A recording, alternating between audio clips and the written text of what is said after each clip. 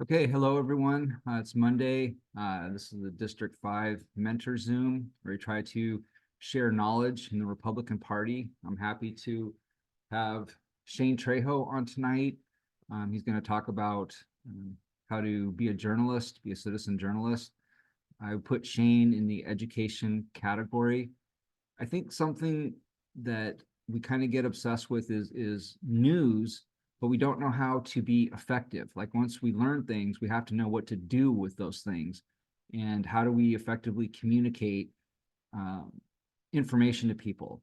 There is a massive amount of misinformation in the party, and when people don't know proper procedure, either the rules of the party or what they're supposed to do in their party, and then they hear certain things, they make very important emotional decisions that aren't based on fact or um, actuality. It's just pure emotion, and that makes it really easy for misinformation to occur.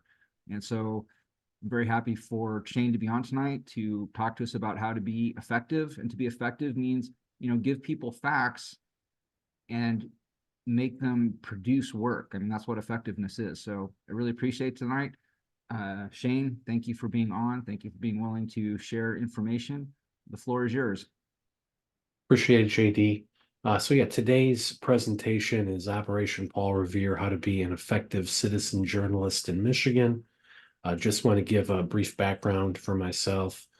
Shane Trejo. I've been doing reporting now at a professional level for 8 years.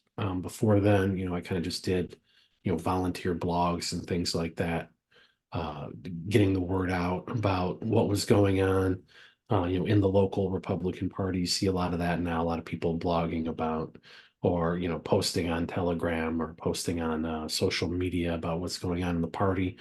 I was doing a lot of that back during the Tea Party days of the early 2010s. And then just kind of my operations kept getting more and more sophisticated. And now I write for Big League Politics, where I report on national matters. This presentation is going to be more about how to get involved locally, because locally is where you can have the most impact.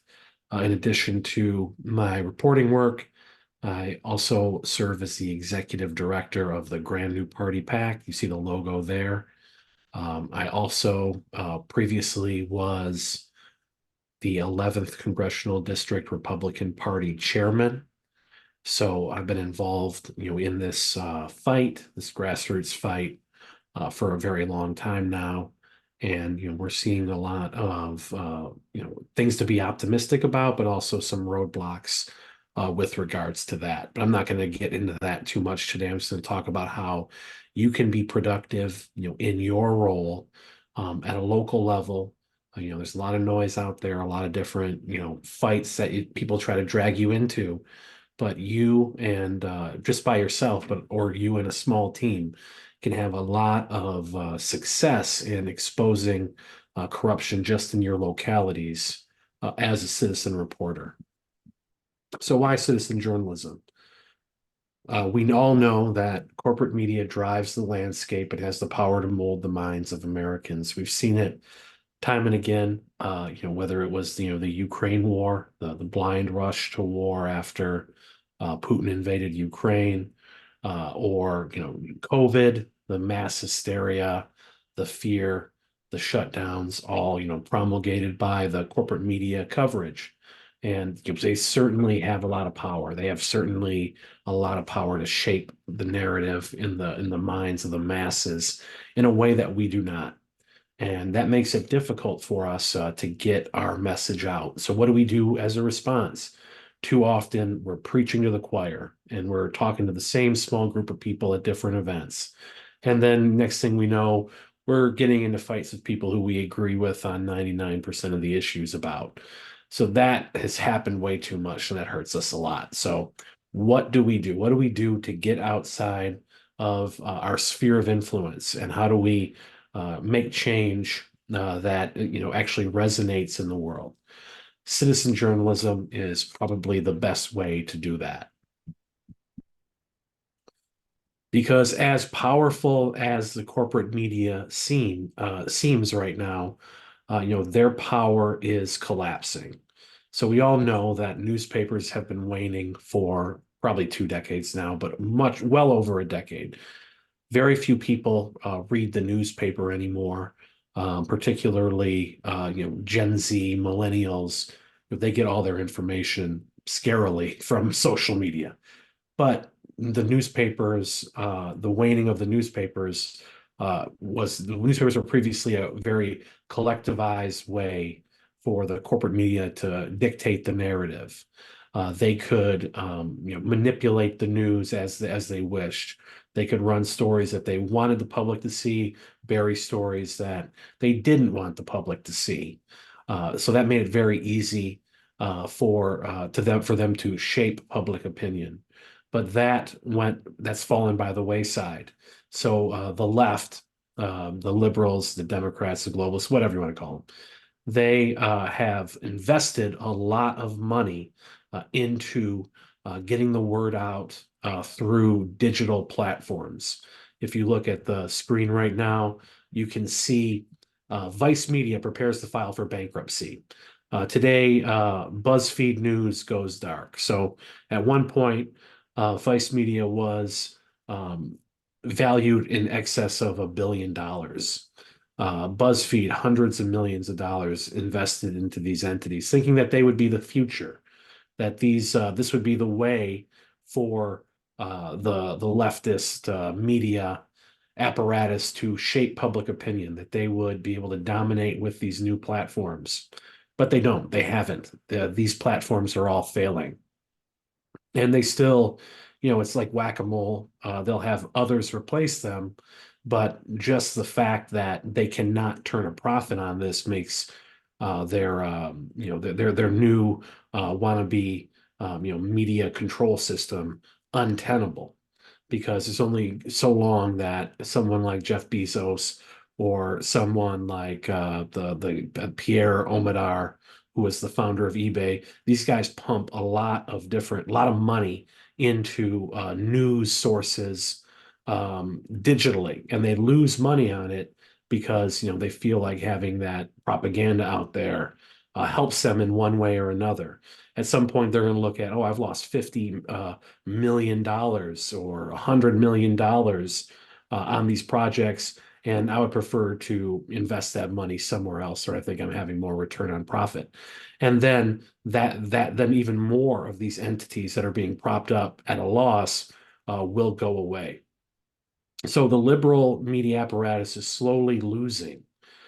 Even with the institutional advantages, they cannot stay afloat. So they're getting promoted by every major social media platform. They're getting all the institutional advantages, whereas we on the right, we're getting shadow banned, we're getting thrown off of platforms, we're getting harassed, we're getting hit with defamation suits that are ridiculous and insane.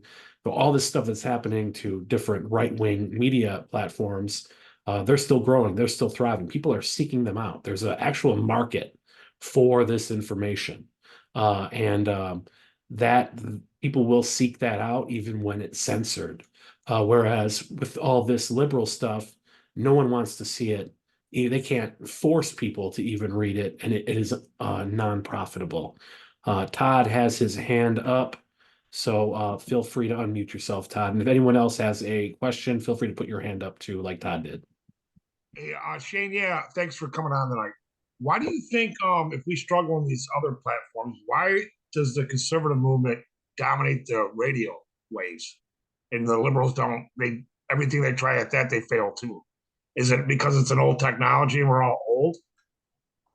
That I mean, kinda. I mean that the talk radio, the people who listen to that are predominantly conservatives, like a lot of truckers, a lot of people who've been listening to radio, since the 70s or 80s. So that does have something to do with it. But basically, if you look at podcasts are basically just another form of talk radio. So it's kind of translated from, what older people like, and their habits, from the 60s, 70s, and 80s.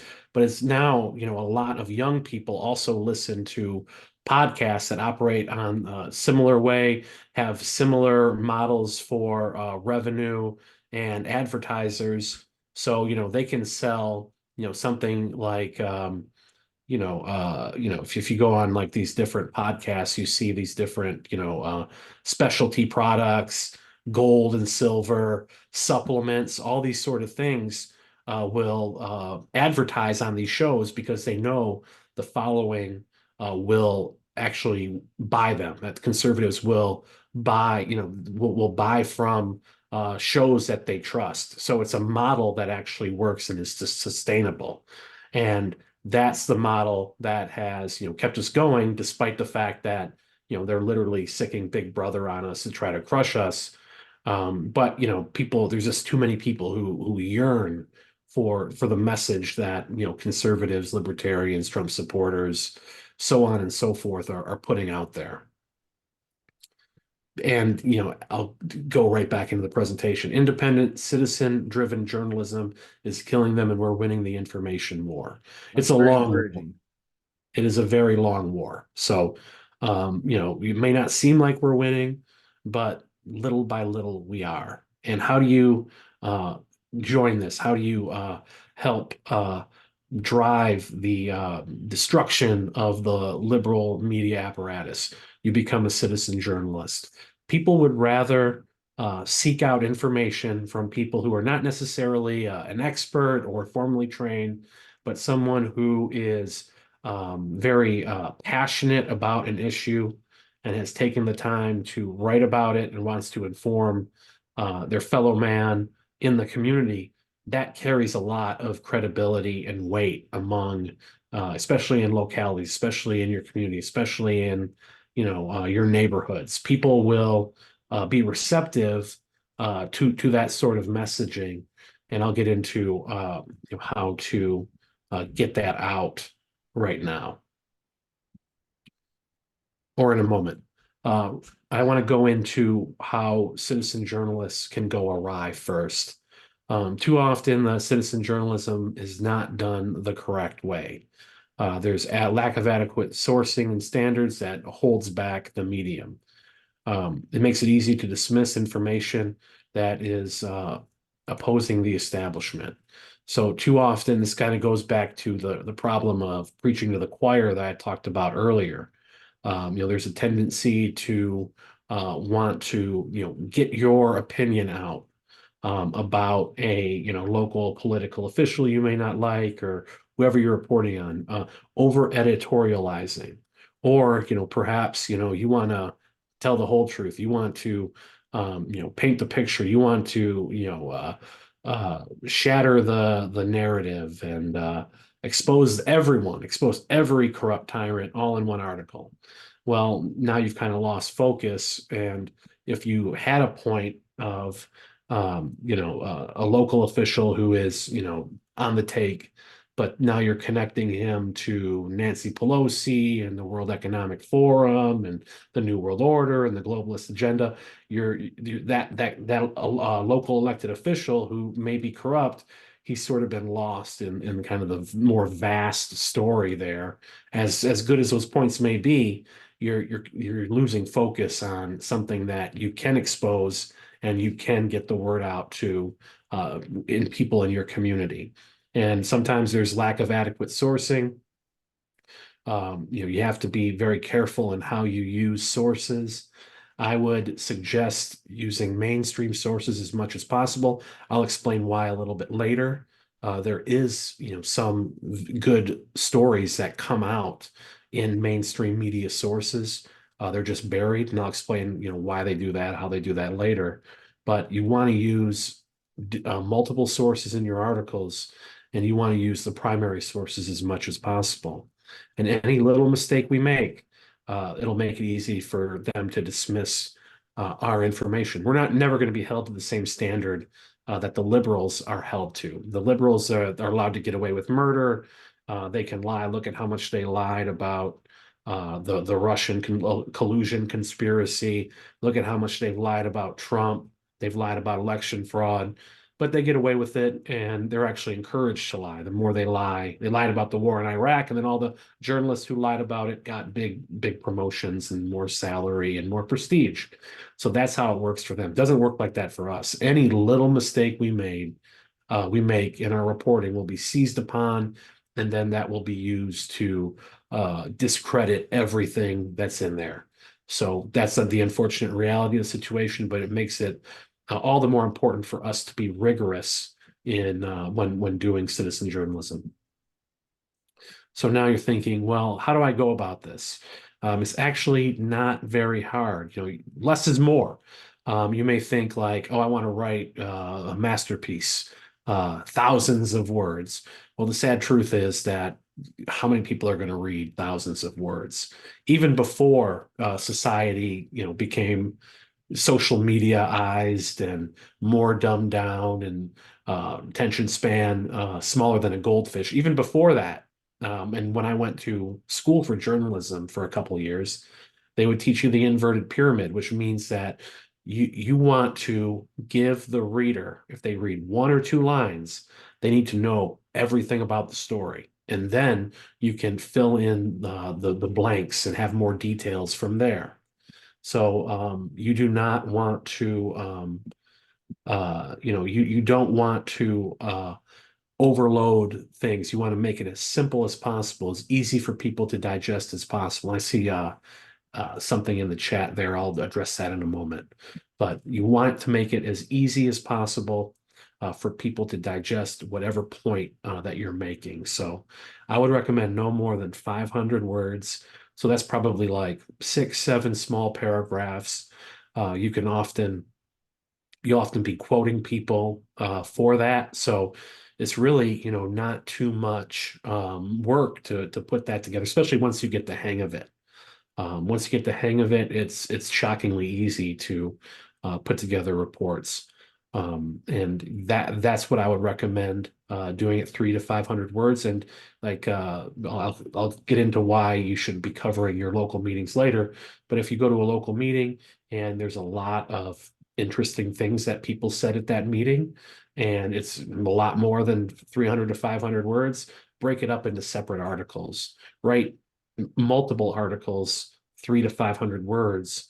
And then more people are likely to digest that rather than just putting it all in a 3,000 word article or 2,000 word article, where your average person will be daunted by it and not maybe read past the first couple sentences. Whereas, someone else might read a few separate articles, and then they'll be able to get the bigger picture. Unfortunately, you have to kind of cater to that lazy reader, because most people are not going to sit down and digest a long form article. Punchy, but not too sensationalistic. So this is a tough balance to find. I've gone probably more in the too punchy, too sensational direction in my work before. So it's tough. It takes a while to learn how to, make it, substantial, and make it biting, but not go overboard. So that's just something you'll learn through trial and error. Maintaining objectivity while being aware of the narrative. So there's always a narrative that goes into writing an article, but you have to remain objective. You may, have a local bureaucrat who you have a lot of dislike for, that they have been corrupt, that they passed the tax hike, that they're pushing the bond down your throat, and they want to raise the spending, and they're lying to the public, and they're doing all these horrible things, all these central planning type things. They're bringing in mass transit to that'll be a big waste of money to your community. This is all stuff that we've seen in Oakland County in recent years. So that's infuriating, but you have to maintain your objectivity. You shouldn't call a bureaucrat or an elected official gratuitous names just because you don't like them. Just talk about what they're doing. What they're doing is bad enough. It paints the picture. Let the reader, as they're reading it, come to those same conclusions that you have, just by putting the facts out there. What the government's doing is bad enough. You don't have to editorialize beyond the bad things that they're already doing. And then using multiple credible sources. I got into that on the previous slide a little bit. It's important that you use multiple sources, that they're credible. Ideally, to be primary sources. So, you know, if you were able to transcribe a quote from someone directly, secondary source, you know, that's something that is credible. That if you're going to you know, if you see something on a website like Gateway Pundit or InfoWars, two websites that I support personally. I think they do good work. But if you know you are writing an article for a broader based community, if they see an InfoWars link or a Gateway Pundit link, they might think, oh, that's that right wing stuff. Breitbart too. They might think, oh, that's that right wing.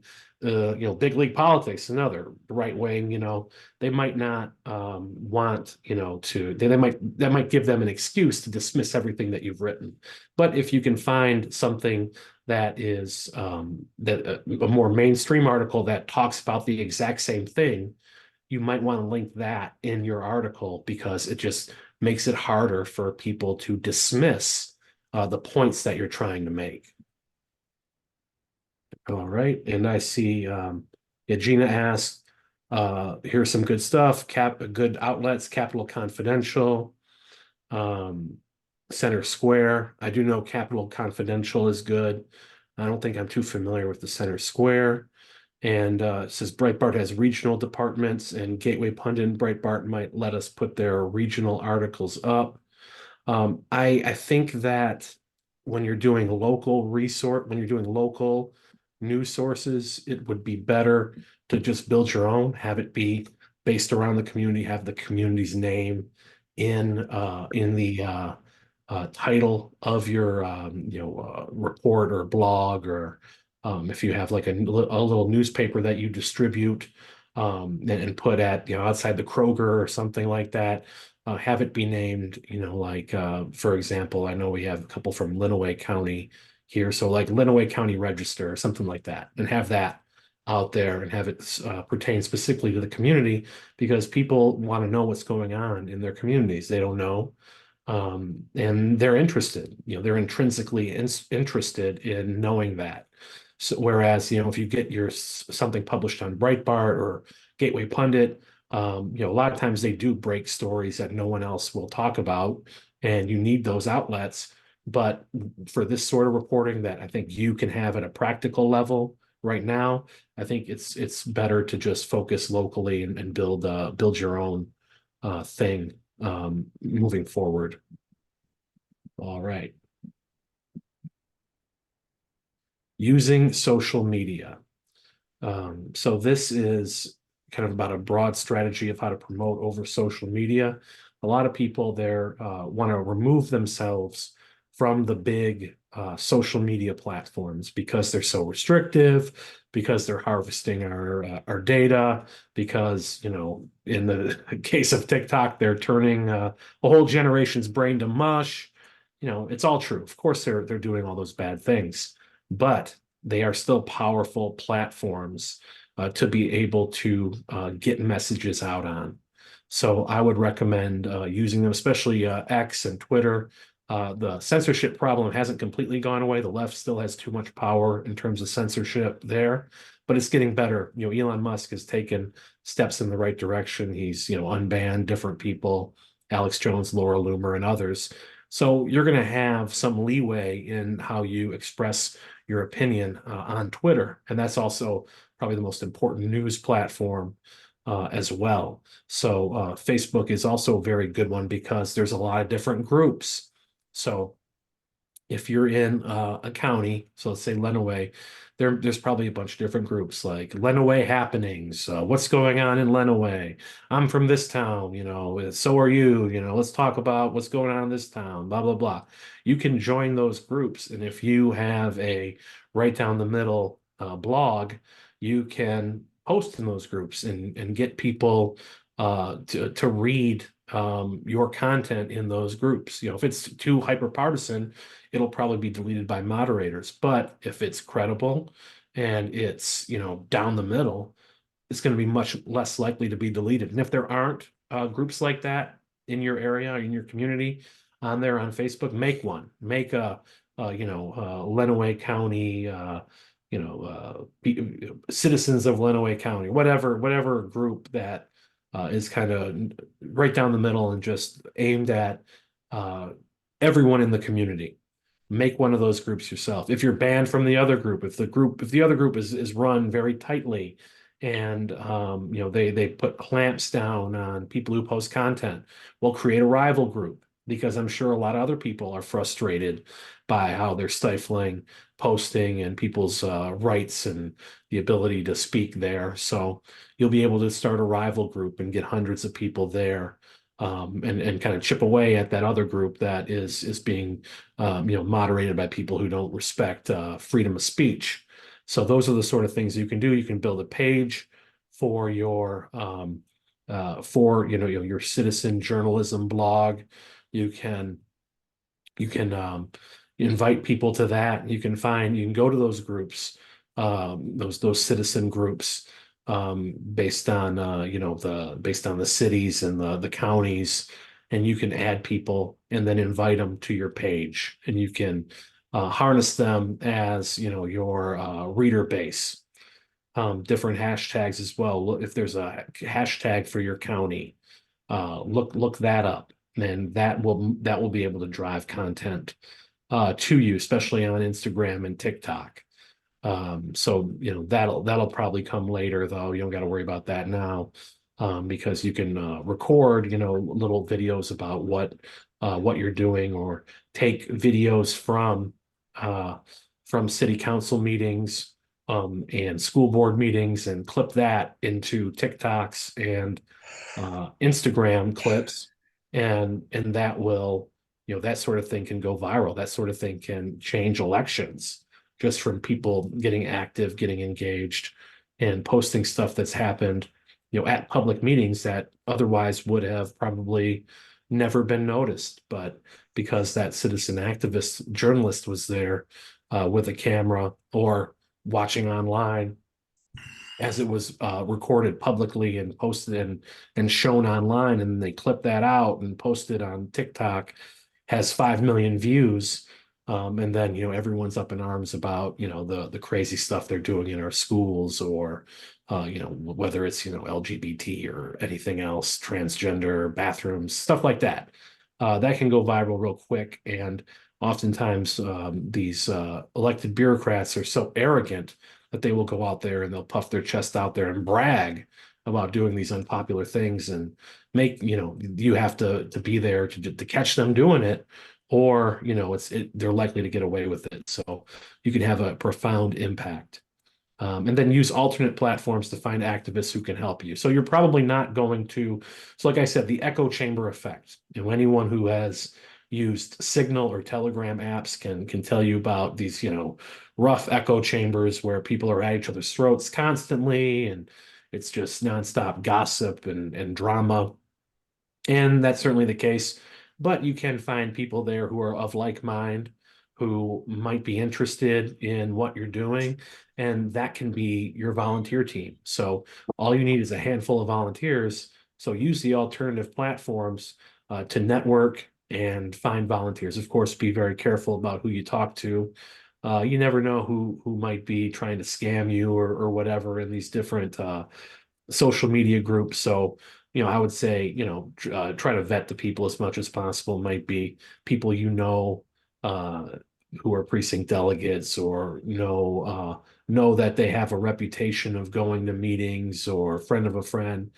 Be careful in who you trust when doing this stuff with, but you can find like-minded people who are like, yeah, I'll help with citizen journalism. That sounds interesting. Let's go expose these guys. And like I mentioned before, focus on meetings. So the powerful messages are heard in official hearings. So the city council meeting, if there's a bond increase on the agenda, or they're going to pass some millage, and it's going to be a huge property tax hike, and they're going to address it at the city council. They have a public hearing. So if people are standing up and they're saying, no, we don't want this, and they're given, the bureaucrats hell, catch it on video, pull out your cell phone, record it. If there's like a bureaucrat gets out of line and starts, saying, conceitful things to the public, or if they're, just, not paying attention, have their back to the people. They do stuff like this all the time. I catch them on video, and then that's your article, that's your content. That's something you can post on Instagram and Facebook and TikTok, and people will take notice. People do care about this stuff, and they are angry when their officials are contemptuous of their rights and trying to do things that are going to impoverish them and spending money on ridiculous things, stuff that government does all the time. You just have to be the one with the camera ready to expose them. School boards as well. So school boards, as I said earlier, whether it's transgender bathrooms or children being referred for abortions at school without their parents' consent, children having gender transitions without their consent, extremely divisive racial curriculum designed to pit people against each other for their race. All this stuff is happening at your local public school. So it's happening everywhere. There's, maybe it's not happening in your district, but it probably is. There's these, this agenda is all pervasive. So there's something to find. And the public is still blissfully unaware, or they think that, oh yeah, that's in California, that's in Virginia. It's not happening in my, nice, pristine suburb or a rural community. No, it probably is happening. And when it does, when they find out that it does happen there, they're going to be pissed and they're not going to support it. So legislative boards. So at the state level, so this is more for state level stuff. At the state level, they have committee hearings. So a bill, when it's introduced, it goes through the committee process before it can be taken and voted upon, in the state house or the state senate, and then signed by the governor. So these legislative board hearings are notoriously boring, and they will go through bill after bill and bore you to death with all this stuff. But there's nuggets of greatness in the middle of all the boring technical procedural stuff. And if you're willing to sit and watch this stuff and take a day or go online and watch it and be able to clip out what's important, you can find really interesting content about crucial issues when experts are brought in to talk about a specific bill like gun rights, when if there's some sort of liberal communist there talking about how they want to take away the guns and the Democrats are all in on it. That's something that you can highlight to expose their extremism. Or if it's a public health related bill and it's about giving more rights to transgender youth or whatever. One example was during the amendment process when they were expanding civil rights for transgender people, which was ultimately passed, the Elliott Larson expansion. One very interesting tidbit was when Representative Brad Paquette, one of the more conservative members of the House, a Republican, offered an amendment that would have explicitly banned pedophiles from having civil rights in the state of Michigan. Democrats rejected it. They rejected the anti-pedophile amendment. So what does that say about what the Democrats are trying to do? They'll make the excuses after the fact or whatever, but they rejected the pedophile amendment. And so what's going to be the next step? You're saying that children can make sexual decisions, about their gender or whatever. So what's the logical next step? So that those sort of things, if they can be properly reported on, will open people's eyes. Public health seminars. What do I mean by that? Well, I found that the healthcare systems, particularly in Metro Detroit, but they're everywhere. Beaumont, Henry Ford, they are doing the child gender transitions. They're putting children under the knife. They're mutilating their genitals. They're doing top surgery, which is removal of a girl's breasts.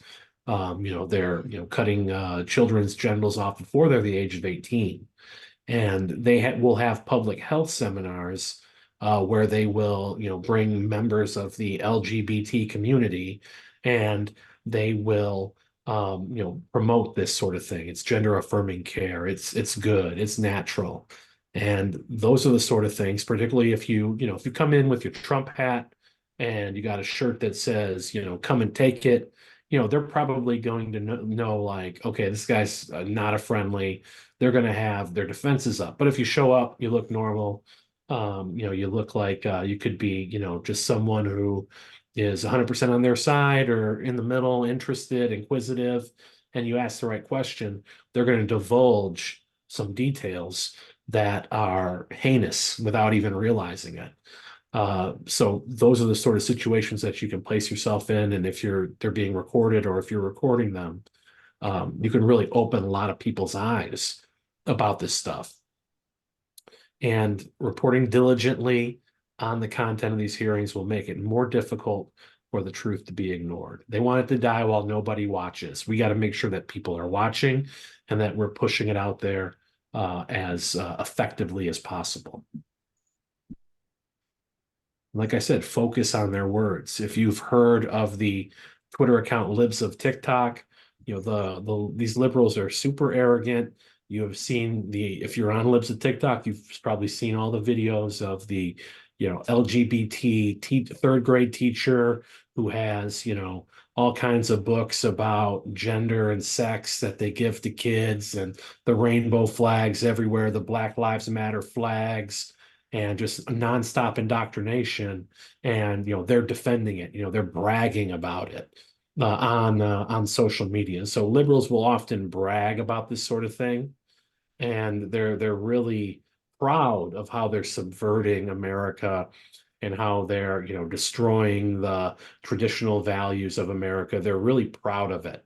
And when you can put a camera in their face and get them to admit it, or if they do it themselves, this is something that needs to be reported on. And Libs of TikTok has gotten tens of millions of views because they've just highlighted liberals in their own words. So they're always, anytime that they can use a conservative, highlight any conservative that they can point at, oh, look at this guy, he's a nut. He believes that, JFK Jr. is at the center of the earth and Trump's going to be put back in by the military next week or something, something like that. So let's say that's someone has that opinion. Well, they're going to be zoomed in on, and that person, according to the media, will be, that's what all conservatives believe. That's the way the liberal media works. So why don't we do the same? Highlight a lot of these crazy liberals out there who believe, these sort of awful things, about, sexualizing children and they can choose their own gender and they should be drugged with puberty blockers and mutilated, and critical race theory should be taught, and white people should hate themselves for the color of their skin and all this stuff. And let me tell you, way more liberals believe that than the kooky stuff that some conservatives say. Most conservatives just want free market and basic constitutional rights and leave me alone and kind of normalcy. But a lot of liberals have bought into this, weird, bizarre, sexual, racial agenda. So there's a lot more for us to work with than there is for them to work with. Always use their tactics and flip them around to hurt them. The left is tactically sound. For whatever bad things you got to say about them, their tactics are effective. How else were they able to infiltrate all of our institutions and turn our country upside down while we had no idea basically that it was going on? It's because, their tactics are effective. So whenever you can use their tactics against them, do it. De-obscuring the news. So this is just kind of a point that I think will help you understand what the news is, and how the propaganda entities work from the left. So fake news is a good term, it's an effective term, but it's not entirely accurate, because there is a lot of quality information in mainstream news sources, but it's buried under the lead, it's deliberately obscured. So what that means is stuff that is incredibly important will be underreported, while stuff that is total nonsense that fits the narrative that the media's controllers want to be out there will be focused in on endlessly. So one example is the Washington Post. Several years back, they had a story called the Afghanistan Papers. This was a great story. Excellent reporting. What it did was they were able to obtain like a tranche of Pentagon and Defense Department internal papers that showed all these different Pentagon elites, these different bureaucrats in the Defense Department, in the deep state, all these different people behind closed doors were admitting that Afghanistan was lost, that everything that they were doing there was backfiring, that they were trying to promote women's rights in Afghanistan, and it just pissed everyone off and sent everyone back into the hands of the Taliban, and everything that they were doing was a known failure, and they knew it was a failure for years. But those same officials went on TV and said the exact opposite to the American people. They deliberately lied to the American people, kept people going into that war zone and dying for a war that they knew was lost. Because if they went out and told Americans the truth, well, then they wouldn't, when they retired from the government, they wouldn't have that lobbying job with Raytheon or General Dynamics or other defense contractors who love to put, Pentagon elites on the payroll, when they leave government. So they were all self-motivated. They all lied to the American people deliberately, probably a criminal act. That was reported in the Washington Post, and it was probably news, that was, talked about for a week or two. Whereas Trump being a Russian agent, which was totally fabricated, ridiculous from the outset, completely, absurd, fabricated, and people knew that almost from the get-go. But that was pushed for years, despite all these different entities and agencies knowing that it was false. The deep state knew it was false. The journalists knew it was false, but they pushed it anyway because it's about shaping the narrative. It's about burying news stories that are important and promoting, news stories that are complete nonsense because they want people to believe a certain thing and they want a certain outcome. Thank you, Jeannie. This will be recorded, so hopefully you'll catch the rest later.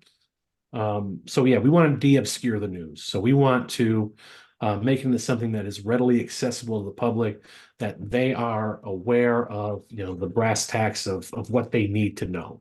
So their time isn't being wasted. They're not forced to endure, some sort of ridiculous propaganda or narrative that's insulting to their intelligence. So we want to de-obscure this news. So we can use mainstream sources, when they do report things like the example given, the Afghanistan papers, when they do news stories like that, save them, archive them, and use that information to build your narrative, a narrative to undo the propaganda that's being shoved down our throats. So here's just some advice, if you are, at a contentious city council meeting or school board meeting, and there's activists, who are far left, Antifa type people, and you have your people there, and it's getting contentious. Here are just some advice that'll help you. So stay calm and ask reasonable questions. They want you to overreact, not just the Antifa people, but sometimes the corrupt government officials will try to provoke you too, try to get some sort of reaction out of you, so that they can say that you're unreasonable. But the more you stay calm, the more they'll look unhinged, and that will be bad for them. That may be the story in and of itself, or your unhinged opposition, falling to pieces under basic questioning. Record everything, transcribe later. So I've always, when doing these meetings or covering, an event where speakers are talking, it's often very difficult to transcribe them correctly when you're in the moment. So I would recommend, if it's a public meeting, recording that meeting, and then you can transcribe it later.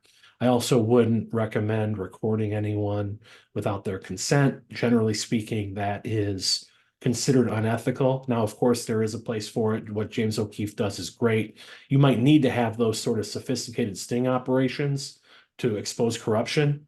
Those are necessary in certain instances, but just for this sort of thing, I would not do it. If you're ever going to record, if you're ever talking to someone and it's not a public meeting, it's not, the guy's not up there speaking to a large audience.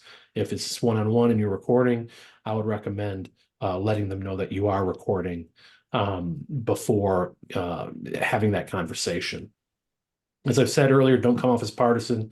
Play it down the middle, objectivity, independence. That will increase your viewer base, and give the enemy the rope to hang themselves. Let them speak, let them go on and on, let them talk about their unpopular positions or policies or the corrupt things that they're doing. They'll put their foot in their mouths and they will not look good as a result.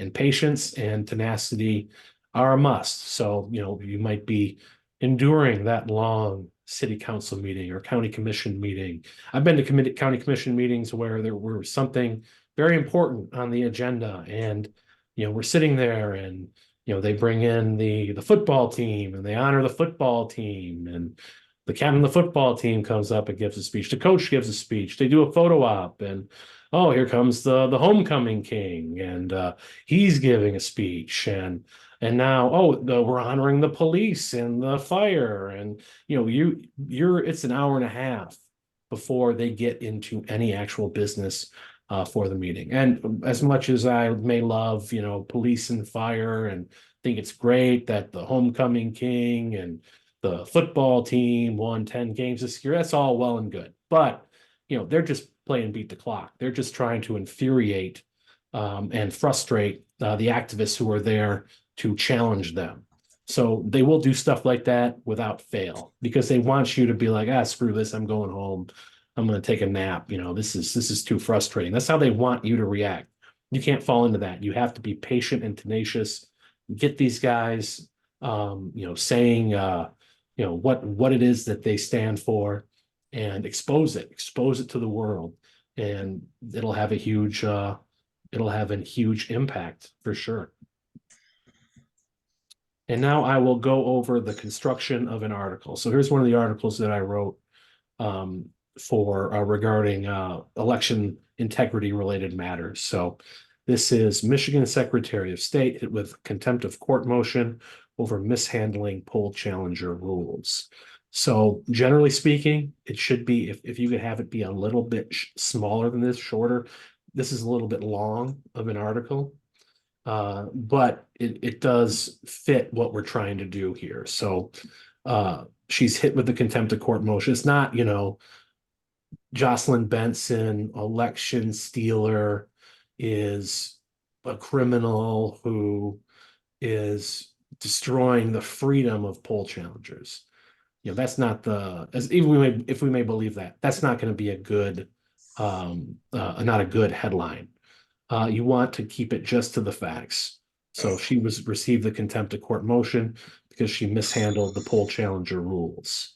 So you don't want to make it objective. If it was the liberals, it would probably be like election deniers file suit against Jocelyn Benson over discredited theories or something to that effect. That would be how the fake news, as it's called sometimes, would probably frame it. But our framing is more accurate, but still puts the onus on Jocelyn Benson. It doesn't go easy on Jocelyn Benson at all, but it doesn't overreach. So, and this is the lead, which is the first sentence or two of the article that basically should give a summary of the entirety of what the article is about. So the lead is Secretary of State Jocelyn Benson has been hit with contempt of court allegations, with plaintiffs in a lawsuit filing a motion demanding she comply with an order regarding poll challenger guidance. So it could be a little bit more concise, but it's accurate, doesn't overreach. It's not something that they could say, oh, this is wrong because you said this instead of this. It puts the focus on Benson and her actions and what she did. So, and then you get into the actual details of the court order, of the contempt of court, of the contempt of court, of all that stuff later. But you just want to show the people what happened just in that first, sentence or two. And I won't read this whole thing. 1 second. Uh-oh. There we go.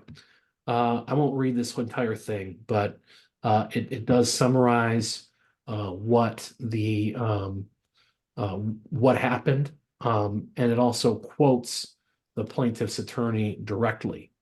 So it quotes what was stated in the contempt of court motion.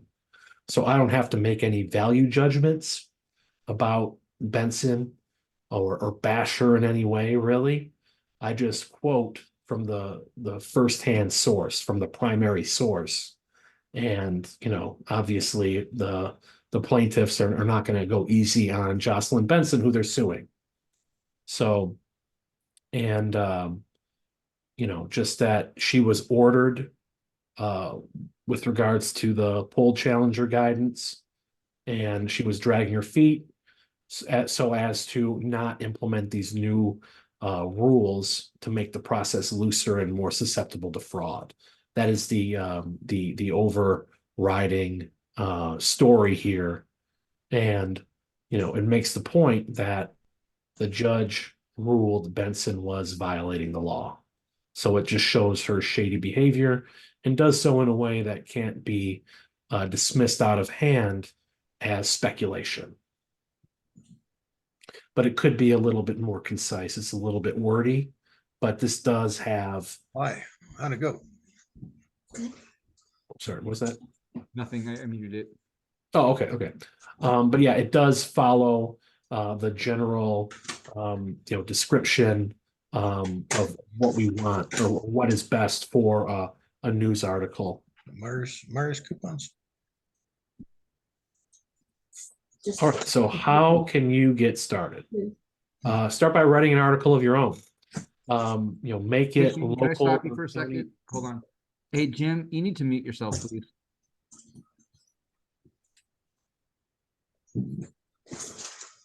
Jim, can you mute yourself?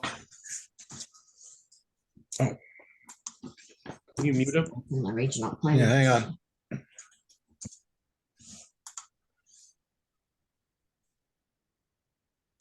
Okay, Shane, go ahead. Okay, excellent. So yes, consider writing an article of your own. It starts by just doing it. There's no, you could go to school and take all these sophisticated classes, but it's just a waste of time. Just do it and go for it. And you might think like, oh, it's going to be bad and it's not going to be right. And the first news article I wrote was rejected by my school newspaper. I graduated from Michigan State University, but I went to Ferris State University for a couple of years. So I was on the Ferris State paper. And the first news article I ever wrote was rejected because just the formatting was all wrong. And I didn't know, I didn't understand, the whole, everything that I've kind of went through with how it should be concise at the beginning and should, start by summarizing it. Structured all wrong. I was having trouble with it and didn't write another news article for a couple of months because I was kind of bummed that it was such a bad experience. But at the same time, once I was able to figure it out, it's like, oh, it kind of clicks. And it's like, this isn't hard. So that's what you have to do. You just have to do it. And then I would be happy to give you any advice for editing that you need. So I will serve as your editor. Whether you want to write for me, I could give you an assignment for something related to the Grand New Party PAC and, blogs that we need, things that we need covered. There's always content that we, we've got a lot of ideas for content and just need the manpower to do it. So we'd be happy to assign you something if that's what you prefer, or you could do something at the local level or at the county level to that you're interested in. Do you know of something at the county level that is corrupt or not quite right in your eyes? Are they spending money the wrong way? Do you want to expose that? I would be happy to work with you on that idea and help you get it out, help you develop an infrastructure to get it out. So I am here to help. And there's no downside to this. You will get better at writing. You will become a better communicator. It will help you as a political activist.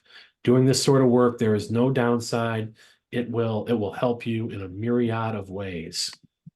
And here's my information. So I hope to see all of your first articles within a week or whenever, you know. You don't have a week. You don't have a week deadline. I'm not giving you a hard deadline, but I do want you to think over what can I write about, or if you can't think anything, drop me a line, email me, text me, call me, and be like, give me something to write about, and I'll find something. And just a quick and easy 200 to 500 word assignment, I'd be happy to give you. Or if you have your own ideas, I'd be happy to work with you on those ideas to make a workable article, something that would resonate with the broader community out there and different audiences outside of our sphere of influence. So thank you for your time tonight. And I'll do just a brief plug of the Grand New Party PAC as well. That's the PAC I'm the executive director for. And right now we are about to have our Washington Day dinner events coming up next month. 3 Washington Day dinners, one in Grand Rapids, one in Wayne, one in Howell and Livingston County. So hope you guys can attend and spread the word about those things. Right now we're raising money for to fund and to give support to different candidates, particularly at the school board, county commission, and state house levels. So we're focusing on building the bench of strong America First conservatives that can lead the way beyond any election cycle or personality for the many years to come. So we're building that foundation and hope to have your support in that regard. So thank you all. Thanks, Shane. All right, let's open it up for questions. Just raise your hand and then mute yourself. Oh. First off, this is Grace. Hi. I don't know Hello. if you can see me or not. Yep. Shane, thank you so much for giving us your time and your wisdom and knowledge to share with us. First off, let's start with the Grand Rapids, the Washington dinner that you were just talking about, just real quick. What are your dates are you looking at? Are you looking, what are you looking for as far as donations? I haven't seen anything yet. It'll be February 17th. It'll be at Noto's in Grand Rapids. And Yep. the suggested donation is at least $100. We're not having, ticket prices. So just RSVP and we're hope to inspire you to give generously while you're there. Well, of course. And I just need to know the dates because, as you know, Daniel's a truck driver. So I just need to get that time off for him. So I'll get that done. As far as being our editor, of course, I don't really want to do a whole lot by myself right now. I am talking to a few people through the email that you and I discussed earlier. What types of stories are you interested in passing down to me or one of the other people? It would probably be, something related to, legislative acts. So probably something at the state house level, probably just about like a bill that's been introduced. Something, one of the things that we want to constantly create content about is the resolution to impeach Attorney General Dana Nessel. So we would probably find something related to that, maybe related to the electors case, that's ongoing right now. So something along those lines related to state level corruption is probably what I would assign you unless, so I do find something, in your community that's closer to you. I would probably consider that first, but it would probably be a state level thing. Okay, I'm out here just outside Lansing. Is there opportunities to go and listen and pay attention to what's happening? Always. state? So always. So if, I generally will get alerts about things that are happening in Lansing, and, that helps being located nearby, because they don't give you a whole lot of heads up. It's usually the day before, oh, holy crap, they're going to pass 50 bills that are terrible tomorrow. That's how they operate. So if, Right. you might not necessarily need to go down there, but just, if there is, one of those days where, oh, they're going to muscle something terrible through, just having you kind of available the next day could be very helpful for getting that content out and opening people's eyes and getting more people to, ring their phones and call their state reps and state senators to voice their anguish at, whatever awful thing they're trying to do. Are we allowed to record while we're sitting in there paying attention to what they're trying to push through? I What is it?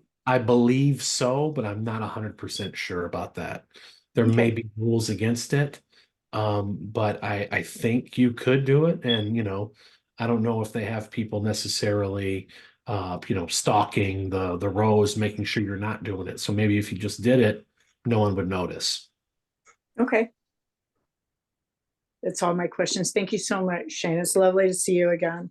Thank you. And I'm glad I was finally able to get you on for one of these journalism trainings. So great to have you. Yes. Yes. I'm looking forward to working with you again. Thank you. Thanks, Grace. Anyone else? I have a couple questions if no one else has one. Or a comment, a couple things that you caused me to think about while you were giving your presentation. I think sometimes as Republicans, we get too distracted on topics because there's so many problems, and as we're trying to pay attention to stuff, the next day it's like, okay, this fire, then this fire, and this fire. And in order for us to accomplish something, we have to find one thing, focus on it, and address it till it's fixed and not be deviated by anything else. And that may mean letting go of something else, or not paying attention to something else, or letting something else happen. But if there's something that we want to stop or undo, we have to stay focused on it until it's done. And we're not very good at that. We're not very disciplined. We're very easily distracted. And I think that's intentionally taken advantage of. It's, if we just become awareness doesn't solve any problems. You can be aware of many, many things, but that doesn't solve any problems.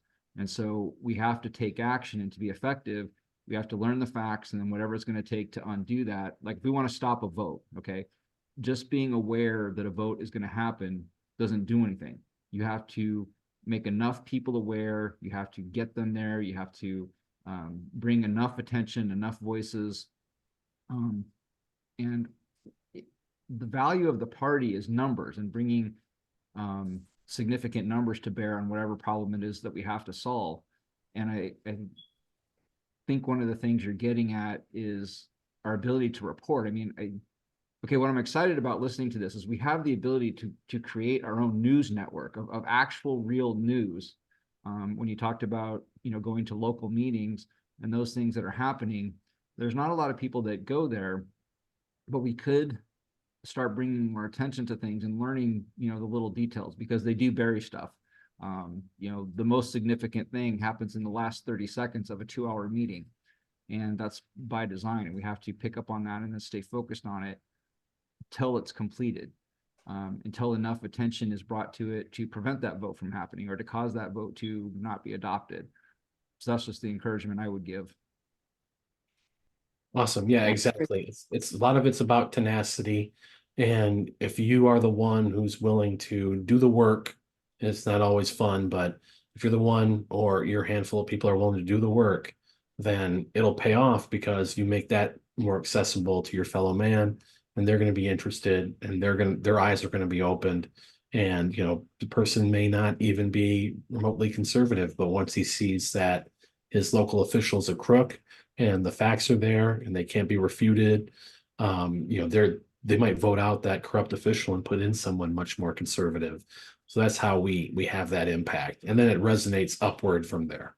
There are a lot of Democrats who don't want pornography in schools or the libraries. I mean, not all Democrats are leftist extremists, and there are many Democrats who are hunters who care about the Second Amendment. There are issues that we actually do agree on and that we could not alienate each other on. Yep. And, a lot of Democrats, they look at the political landscape and they may be more conservative, but they see, the Democrats as the lesser of the two evils. But at the local level where it's nonpartisan, they'll be more likely to vote conservative because it doesn't have that Republican tainted label to it. And I think we could all agree that there's a lot of problems with the Republican Party, a lot of bad reputation related to it that's deserved.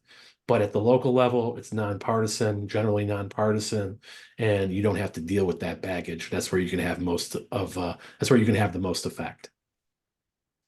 I would agree. All right, I encourage anyone else to ask some questions. It's a good time to have discussion. Shane's here. He knows a lot of things, even if you want to talk about something completely different. Uh-oh. Into a lot of things. All right, well, while we're waiting for someone to come up with a question, what is the purpose of a PAC? Like, what do you consider the purpose of the PAC? What are you trying to achieve? Why have a PAC? What is a PAC? A PAC is a political action committee, and that's just a way for, a group of people to support, different causes or candidates. A lot of people will say, there's all these different PACs out there that are bad, but then there's, different PACs like, there's pro Second Amendment PACs. There's PACs for, pro-life, for different conservative causes that are laudable.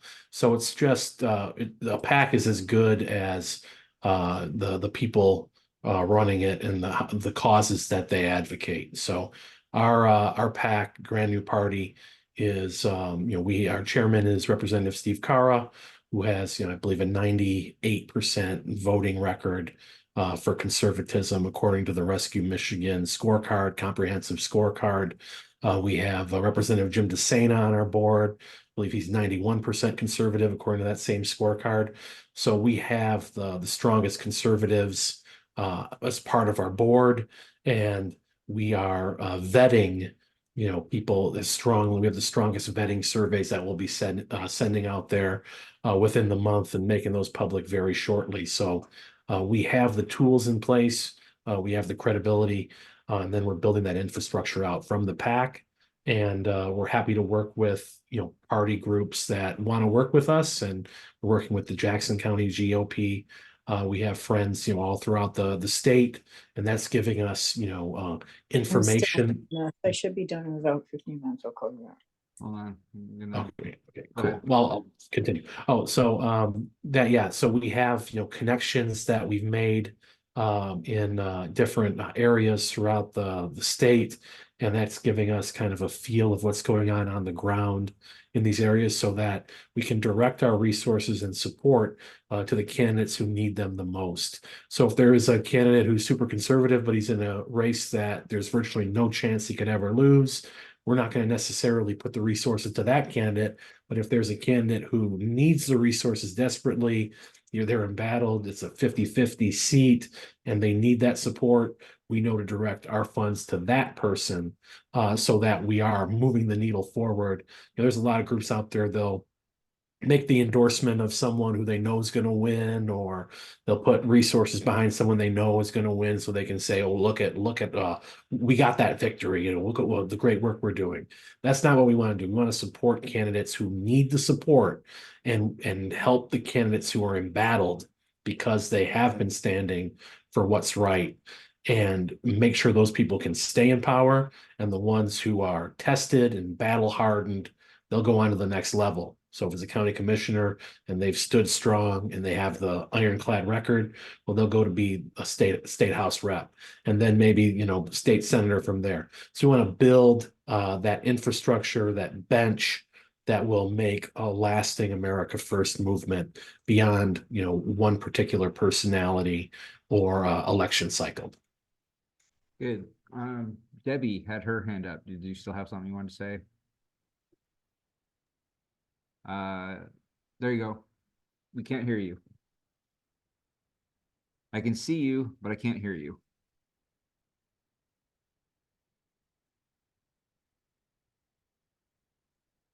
Debbie, do you want to type the question in the chat? Can you hear me now? Yes. Yes, we can hear you. Okay. So with 2024 Brighton, we've got a lot of stuff going on in the state. Would it be wise to consider building a force for good with people across the state of Michigan to help those candidates in local elections, even in bigger elections, where we blitz the media with great news, great articles, and just kind of swarm, kind of do a backward twist? They can't be everywhere all the time, but if we gather our forces together, I think covering some of these things and putting these social media and, writing a blog or putting a headline out there and driving traffic, partisan traffic, to know why you should take action the way you should take it. Have you guys ever thought about that? Or is it something that I personally think we should consider doing that? I think it could be a good move and help out candidates. Thoughts from anybody? Well, I do know that, we do focus on mobilizing our own people, getting the word out about different, legislative happenings so that people can, swing into action and, that can make a difference. I don't know. I'm talking about adding people, like we really develop a whole new group of people that work in the state of Michigan from, Southeast Michigan all the way up to the UP, where we have a group that can be connected together to stay connected, to put things out there. That is kind of what Operation Paul Revere is in its infancy. Okay. Training people up, getting them going, let's start with one story and then I'll help you edit that. And then, we'll do another story and then you'll become more adept at doing stories from there. So this is the groundwork for a very similar project to what you're describing, is we want to have that network of autonomous citizen journalists who know what they're doing and are, blasting, corrupt local officials and doing so in a way that is resonating beyond, our sphere of influence. I would add to that, if you start writing on a regular basis, you can develop trust, you can develop a style, and the style becomes something that attracts people to you. And it's really important to develop trust. And I think Shane hit on this well with don't be sensationalistic, because people don't trust anything. I mean, trust is just burned. People are so paranoid. They don't even trust what's real anymore. It's very, very difficult for people to accept information and say, okay, that's real. And so, if you're very careful and don't cross that line, and people realize everything she says is okay, everything she says is true, you can start to develop a following, because I think that's what you're talking about, building a following that drives traffic, that drives partisans to something.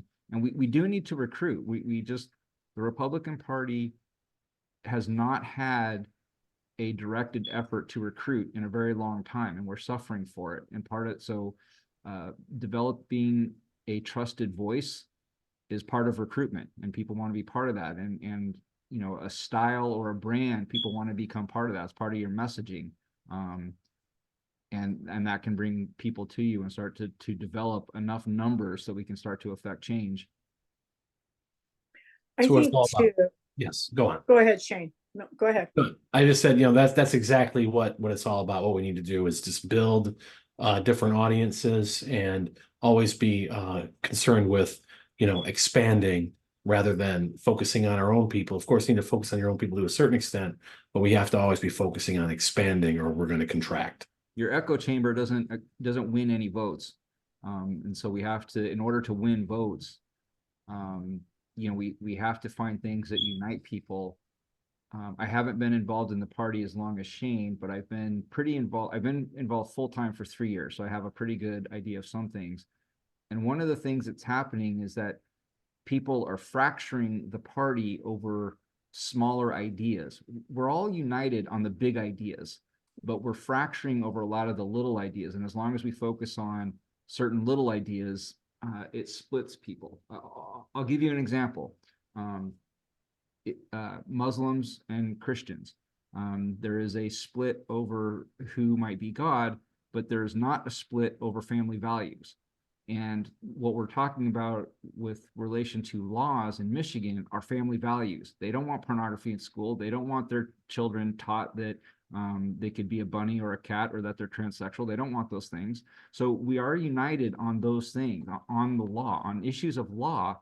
We're very, very united, but there are people who are splitting that and causing anger and division over something that we should be agreeing, because it takes those numbers to accomplish a vote. You will never pass a vote if you're going to alienate people who you need to get that percentage to adopt that vote. And that is that problem is happening right now, right as we speak. It's an actual problem in the Republican Party. So that's something that can be addressed with journalism and how you write and who you write and the topics that we pick. If you focus on the right topics, you will get larger support numbers. If you pick topics that are very, divisive is not the right word, but small or atomic, you're not going to get enough people to affect change. That makes sense? Yeah, like I think niche is the right word. You're Niche is good, yeah. you have like a small niche that you're catering to, a small group of people on issues that don't really matter to anyone outside of that small group, or are you talking about issues that matter to everyone or almost everyone? I'm like, am I paying more in taxes? What's going on with Exactly. officials who are engaging in corruption, immigration, the border, security, national security. This is stuff that affects everyone. And you don't want to be talking about niche issues too much, because you're going to lose the broader public. Or getting angry over niche issues. One of the problems is that if someone doesn't agree with you on a niche issue, you disregard them on everything else. I think that's one of the real problems. Definitely. I have seen that and I agree with that wholeheartedly.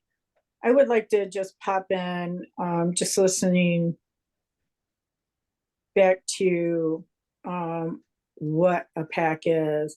I think, Shane, most of the general public don't even know what a PAC is, what it stands for, what it does as a whole, the whole mechanism of it. It wasn't until I kind of researched myself to find out really how the inner workings of a PAC is, and what it means to be part of a PAC. I think that's something that we really do need to go back to the basics. They're like the gentleman, I can't see his name because I don't have my contacts in, the gentleman in the red. JD? Oh, Yeah, yes. He was saying what's the earlier, question? you were saying earlier that people are on these big explosive topics, where we need to just kind of get back to the basics. Yeah, there's Everybody kind of calm down, educate people what a PAC is, what its inner workings are, what it does. I think that would really help. Let me I think talk it would about the really party help for a what we're second, trying to because do. the rules that are built into the Republican Party actually help assist what it is we want to accomplish. And one of the things that they talk heavily about are issues and not attacking the people, and don't try to, it talks very specifically about don't attribute motives to people, just talk about actions and issues, because you could be very opposed to someone on issue A, but you will be united with someone on issue B. So if you don't Right. attack them on issue A, then you will get their support on issue B. But as humans, one of the things we do is that we kind of convince ourselves, well, if they don't support me on A, they're not going to support me on B. Or if I hate them on A, which we reach for negative emotions, then B is a disaster. And that's not true. Right. You might not want, let's say you want to paint your office, okay?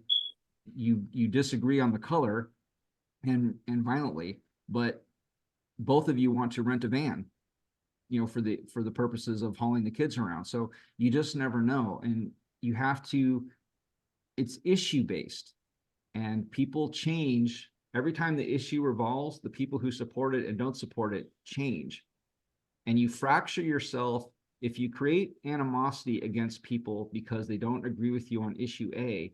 It becomes difficult to get their support for issue B, and you set yourself up for failure. We have to realize that disagreement over an issue doesn't make us all bad. And you see this happening a lot, where as soon as you don't agree with me on A, oh, you're a globalist. No, I just don't want the building green. And it's really as simple as that. But emotions have really taken hold of the party. Absolutely. I've noticed that over the last couple of years, it has gotten, some people have just gotten completely unhinged on both sides. It's happened a lot. And the only thing I can say is just don't return it. You can diffuse anger. You can either perpetuate it or diffuse it. And so I advocate trying to diffuse it. Just don't return it. Right. Yeah. Back to what I was saying, I think that there needs to be some education that needs to go in to help people understand what a PAC is, what is a Republican, and get back to the true basics of what a Republican actually is. Yep. And, if you look at our website, what we put up there, it's kind of like, we call it Grand New Party because it's a take on the Grand Old Party, which is what the Republican Party's been called. So we're, entirely about working through the Republican Party and renewing it back to, its principles, back to the founding principles.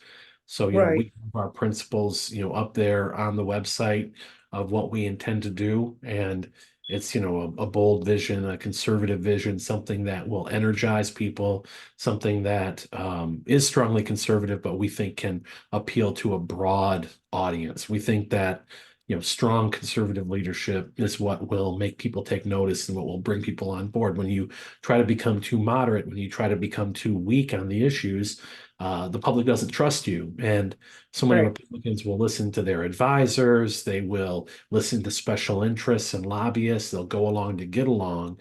And then that will demoralize their actual supporters. And then the average people, the average public will think, oh, these guys have no principles. They're weak.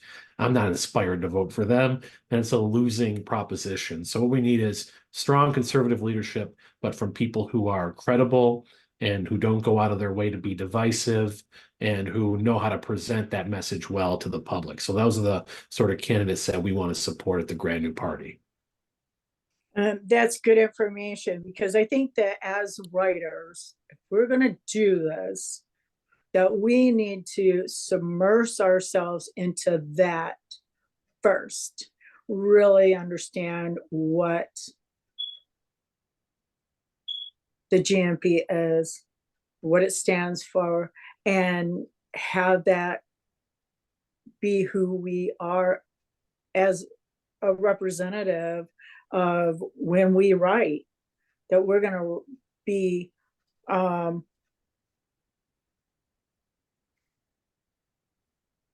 we're going to write as what do you say, you just said it earlier, not one way or the other. Objective. yes, objective, but we're still gonna stand by our beliefs, which we're gonna stand on the GMP and the Constitution. We're a Constitution Republic. We're gonna stand on those principles, and we're gonna write objective, and we're not gonna put a bunch of emotions in it and have that just all over the place. I Yep, think that keep the- those things are important. Keep the principles and the overall goal in mind, but play it down the middle as much as possible and be Mhm. objective. And, just the facts are enough to, make these people, these corrupt Democrats and, corrupt Republicans, just the facts alone are enough to paint the picture and make them look bad. You don't have to come in with the anger and the vitriol and the insults against them, because it's bad enough. And if you just accurately display the facts, they'll speak for themselves, and the people will take notice, and they'll get angry on their own, because the stuff that they're doing is so crazy, it's so off the wall. It just needs to be exposed, and we're, people in the grassroots, we're the ones who can expose it. And there's plenty of examples of citizen journalism making massive waves in recent years, particularly when stories become viral over social media. It can change elections. That's what happened in Virginia. It was Loudoun County, where they were doing all kinds of crazy corrupt things, and putting girls in risk by with their ridiculous so-called tolerant transgender bathroom policies. And they were hiding it from parents, and they were doing all these different things that were so despicable, and they kept doubling down on it. And the Right. Republicans were able to seize upon that, and they took back the state. It became a red state. People thought Virginia was lost. Virginia was a permanently blue state. That's what it was considered on a nationwide basis. So when they talk about Michigan being the next California, when they talk about Michigan being a blue Yeah. state from now on, that can be reversed. It was reversed in Virginia. It can be reversed here. We just have to be the ones who spur it from the bottom up, not waiting for the Republican Party to get their act together, because that may never happen. That's very encouraging, Shane. Yes. I heard something the other day on a short, and I don't know who the gentleman was, but what he said was something so profound. I'm originally from California. I've been in Michigan now 33 years. And he said, how many states out of the nation are blue? And the guy says, well, definitely California. And then he said a couple of other states, of course, Chicago. And he goes, no, none of them are blue states. He says, you have pockets in each state across America that are blue. And there's powerful people that can turn an election. But for the most part, they're red. When you look at the map, America's huge map, it is virtually red across from coast to coast. I thought that was very interesting that he could back that up with his map and his information on this, just like, I don't know, 45-second short. Those shorts can be very powerful Mhm. if they're used properly.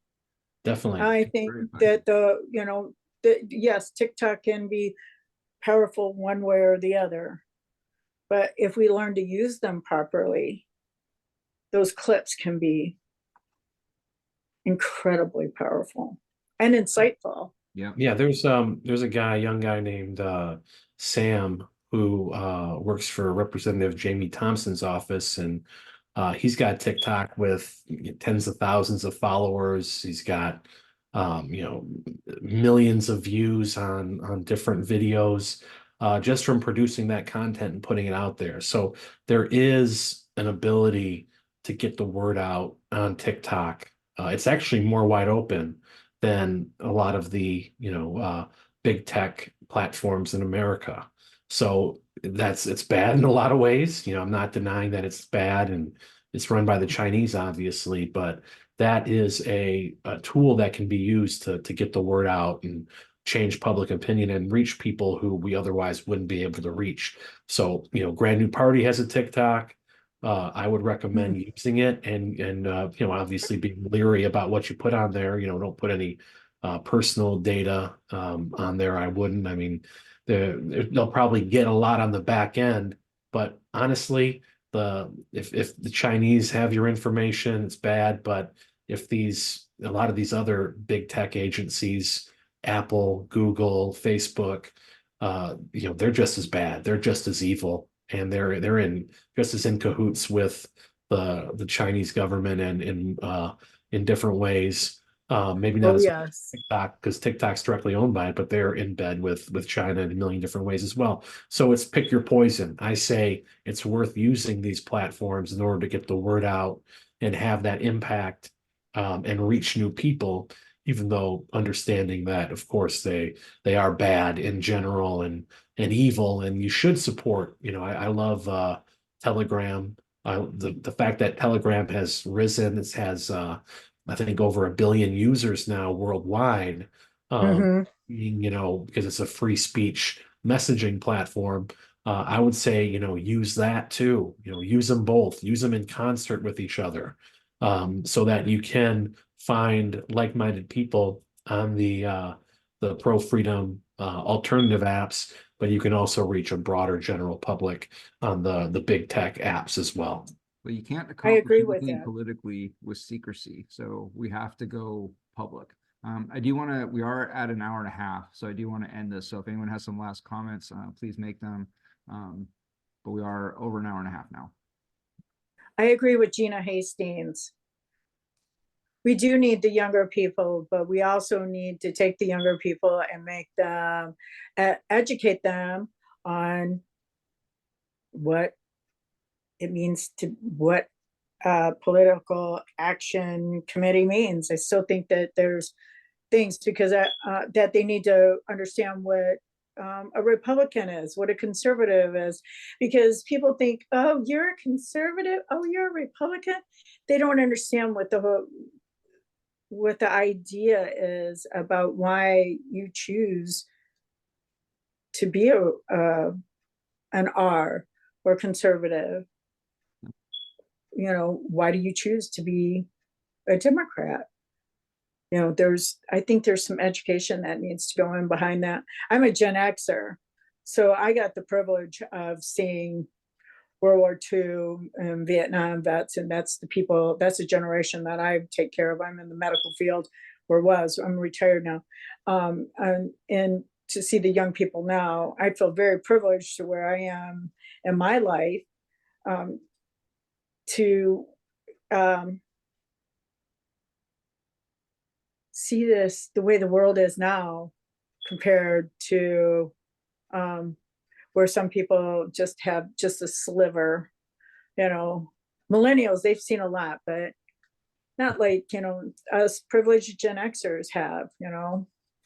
Yeah, I'm really, I'm a millennial, but I still am happy that I knew a world before it got overtaken by technology. So I'm happy I still have that basis, and thinking of people who I mean, born, now people who are 21 were born in 2003. So Yeah.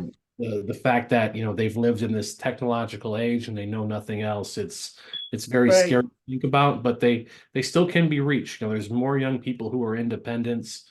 They're kind of checking out of the traditional political beliefs of the past, and that can be bad. That can be very bad in certain ways, because they could go more far left and adopt crazier ideologies that way. But it does mean that they're open to potentially be swayed the other way and be swayed more conservative. So it's a battle worth fighting. It's an uphill battle, but we have we have the truth on our side, and we have a lot of powerful technology at our disposal that we shouldn't let go to waste. We should be on there advocating for our point of view as much as possible. Yes. All right, with that, I'm going to end the show. I wish everyone a good night. Thank you all for coming. Shane, thank you very much. I learned a lot. I learned several things I'm going to try to put into practice myself. And I think I'd like to have Tom and you come on at some point and talk about PAC. How do you make one? What are the details? What is the instrument of a PAC? I think that would be good at some point. That would be awesome. I look forward to coming back anytime. All right, I think that would be fantastic. Thank you, JD, for hosting. my pleasure. All right, everybody. Good night. Have a Bye, very- Shane. Good night, Yeah. all.